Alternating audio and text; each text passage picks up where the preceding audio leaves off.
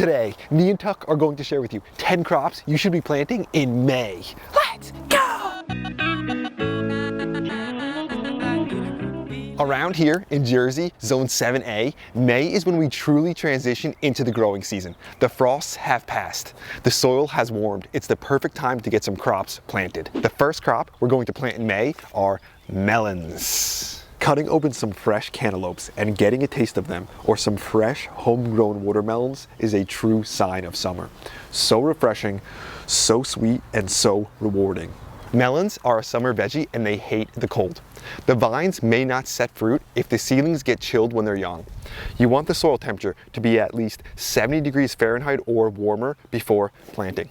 You also want to pick a spot that gets about as much sun as you can find with good air circulation, because you want the vines to dry out quickly when they get wet to prevent disease. Let me show you how I plant my melons from seed. First, I'm going to take some all-purpose fertilizer, just put it on the ground like that, and then mix it in. This way the melon has some nutrition when it first sprouts. Then we're going to take our seeds, just grab a few seeds here, and we're going to make a hole with our finger about 1/2 inch deep, and I'm going to drop 2 melon seeds in here. Then we'll just cover it up and water it in. I like to plant my melon seeds at the edge of my raised bed. This way they can grow out the side and kind of trellis along the ground, and they don't take up too much space in my raised bed. Or I will grow them up a trellis and tie something like a piece of cloth or cut up insect netting underneath it to help support the fruit. To get a head start, you can plant seeds indoors about 2 to 4 weeks before transplanting out. Always be sure to harden your seedlings off before planting out. Be patient. It's better to transplant too late rather than too early. A few cold nights will set your melons back and could prevent fruiting. Cucumbers are the next crop to get planted in May. They're similar to melons and are in the same plant family. I can never have too many cucumbers to harvest. They're one of my favorite summer veggies to eat. Cooling, delicious, they produce prolifically, and they fruit quickly. A couple weeks after your last expected frost, you can direct sow cucumbers. Like melons, they love the heat and hate the cold. The biggest mistake when planting cucumbers and melons is planting out too early. I suggest waiting 3 to 4 weeks after your last frost date to transplant out. It's better to wait for the soil to heat up because, like melons, cucumbers don't like getting cold feet. A week or two late is always better than too early. I suggest growing cucumbers up a trellis. This makes them easier to harvest and avoids a lot of the disease issues that can occur when cucumbers are sprawling. Cucumbers and melons both can be attacked by the cucumber beetle.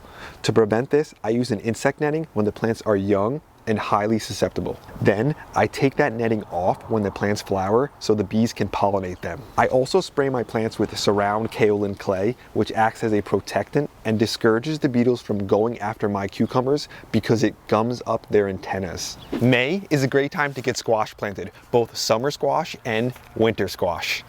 Tuck's around here somewhere. Hey boyo, want a snack? I think this guy wants a snack, the king. What do you think, Tuck? Oh, want a mustard green, boy? I know this guy's looking for a snack somewhere. He's always ready for something. He loves the mustard greens. He likes chewing on the stems because they're full of water. What do you think, boy? Pretty good? Spam some hearts down low if you love seeing Tuck, the young king, in the videos. He loves being out here. He's always working hard. So sometimes he needs to take just a little bit of a quick break to grab a snack so he can go back and protect the garden a little bit more. Me and Tuck want to mention that this weekend only, we're having a sale on the 32-inch tall metal raised beds.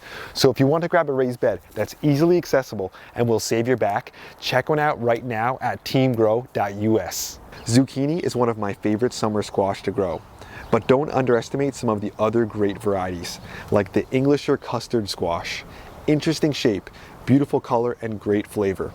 Also try out the most productive squash I have ever grown, the white scallop squash, an old Native American variety that tastes great and kicks out so much food it's hard to keep up.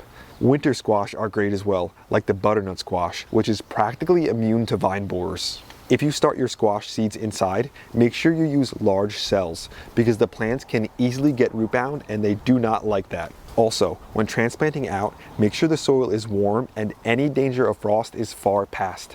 They are summer veggies. They hate the cold and thrive in the heat. I will direct sow squash in the garden now and plant another round of squash in late June or early July to make sure I always have young, healthy, thriving plants growing. Also, you won't have to deal with vine borers because you will be outside of the window of time when the adults are laying eggs. One thing to note is that squash are heavy feeders, so you want to mix in some all-purpose fertilizer when direct sowing or when transplanting out. For early plantings, you can cover your seedlings with insect netting or even use surround kaolin clay to spray on your young plants.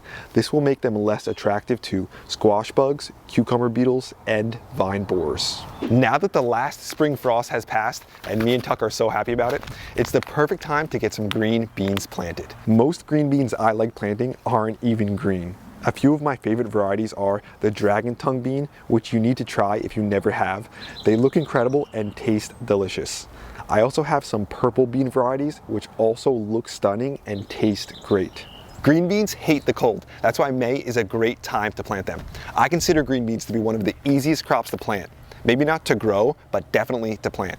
They do not like being transplanted though, so when it comes to green beans, direct sowing is your best option. Beans are nitrogen fixers and don't need any additional fertilizer, especially any additional nitrogen. Too much nitrogen will cause the beans to focus mainly on leaf growth instead of the production of beans. When growing bush beans, I like to plant them in the square foot method and plant 9 seeds per square foot. Then I water them in, and in about a week, the seeds will sprout. Make sure if you're planting pole beans that you have a trellis for them to grow up. If you don't have a trellis, then they'll sprawl out and strangle some of the plants around them. Especially some varieties like the scarlet runner bean, they grow prolifically, and if you let them sprawl, they will negatively affect a lot of the plants around them. May is when me and the young King Tuck plant out our sweet potatoes. Sweet potato vines look beautiful, and the tubers are packed with vitamins and minerals. They also grow great in containers, so even though they're a vine, you don't need a lot of space for them. The patio is even enough space.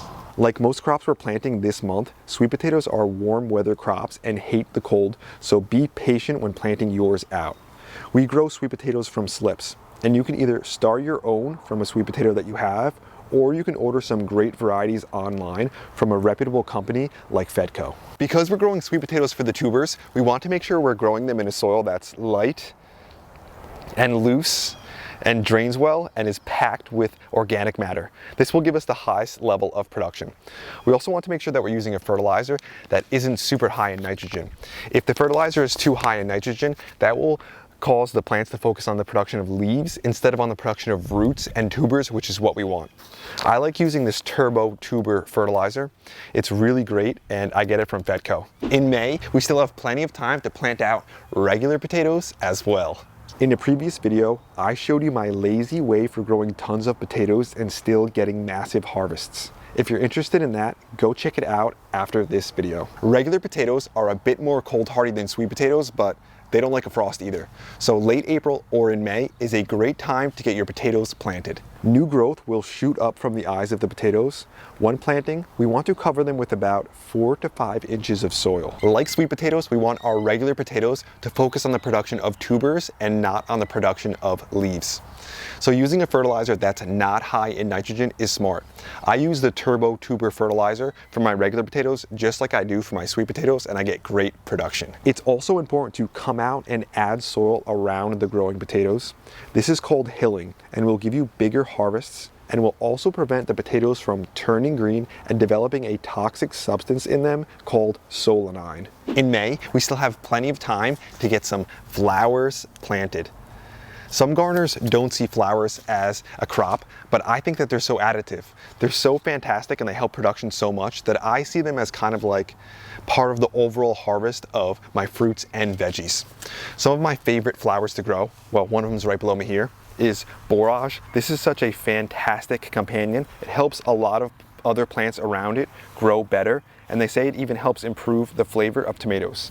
I also love other ones like sunflowers. Last year I grew some massive sunflowers that were over 10 feet tall. Calendula is another great companion, has a beautiful flower, and it's a very useful flower as well. And zinnia is probably one of my favorite looking flowers. Varieties like the candy cane zinnia and the mazurkia are so beautiful, it's striking. We can't forget about perennial flowers either. Echinacea is one of my favorites, such a useful plant, and it comes back every year. The flowers are beautiful. The birds absolutely love it, and it's a fantastic perennial. If you don't have echinacea growing, you need to get some planted now. Nasturtiums are another flower me and Tuck love growing. They're really cool because you could eat the flowers, you could eat the leaves. They have like a little peppery flavor. They're nice to add to salads. Also, chamomile is a fantastic flower. It's a useful herb that we could just make tea out of, and the flowers look so beautiful. In mid-May is when I transplant out my tomatoes and my peppers. If you want, in very early May, you can even still plant tomatoes from seed, and they'll catch up to some of the ones you started inside. In the past, I started some tomatoes in like February, and I started them so early, it ended up being so much extra work. Then I went out and I planted some tomatoes like much later in late April, and the ones from late April caught up to the ones that I planted in February. So when it comes down to it, sometimes being a little bit lazy or a little bit patient ends up making things much easier, and it creates just an overall enjoyable experience. Even though it's May and we already have some beautiful lettuce growing, we should still go out and plant more rounds of lettuce to have more staggered plantings. Or you could start some lettuce seed inside and then transplant it out. The idea is that when we take one lettuce plant out, we always have another one on deck, and we want to have lettuce at different stages of growth. This way we have harvests that are continual, and we're not just overloaded with so much lettuce at once. The same goes with carrots. You can see we have some carrots popping up right here. This is my first round of carrots, and then I'll plant another round of carrots in early May, and then another round after that in the second week of May. This 2-week stagger planting makes it so we always have more rounds of carrots coming up and growing. This way, when me and Tuck go out and harvest 1 square foot of carrot, there's always another square foot to replace it. If you're having some issues planting carrots, especially when it starts to get hot out, try the carrot board trick. It's something I've showed in previous videos, but it works fantastic, especially when your soil starts to dry out very quick in the heat of late spring and summer. The next crop you need to stagger plant in May are radishes. You can see a beautiful set of radishes coming up here, 16 per square foot. They grow so quick and they taste really good. I'll tell you what, homegrown radishes are underrated. You may have had radishes from the store and they kind of stain your love for radishes, but the ones that are homegrown taste nothing like the ones from the store. These ones, not only do they come in beautiful colors and different sizes, but they taste really nice. They have like a little bit of a sweet flavor, some of them, and then a nice little bit of sharpness as well. They're so fresh tasting, they're so juicy, and Tuck loves them, so you know they're good. That's today's video, growers. Thanks for watching. We hope you enjoyed it. We hope you got something out of it. Tuck is always finding the great shade places, right boy? He loves being out here. I'll tell you what, it's such a beautiful day today. The sun's out, there's a little breeze, the air is relatively crisp, it's not really hot out. There's nothing like being out here and getting some stuff planted in May. It's such a fun time of year because we even have a lot of our asparagus and stuff popping up. There are so many asparagus through the garden. This year we have an absolute bumper crop, so we want to encourage you guys to not only plant some stuff like we shared with you, these annuals in May, but make sure you're planting some perennials too, because they're the thing that pays you back year after year after year, and it's a blast to be a part of them. Me and Tuck had a lot of fun out here. We wanted to just thank everyone for their continued support.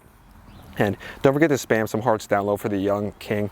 He loves all your support. It means so much to him, but it means the world to me that you guys love Tuck so much, and you just you share that love with him because he's the best. We wanted to send a thank you to one of our new channel members, Carol Strunk. Thanks for being a part of Team Grow. Thanks for having your hand in everything we're doing out here.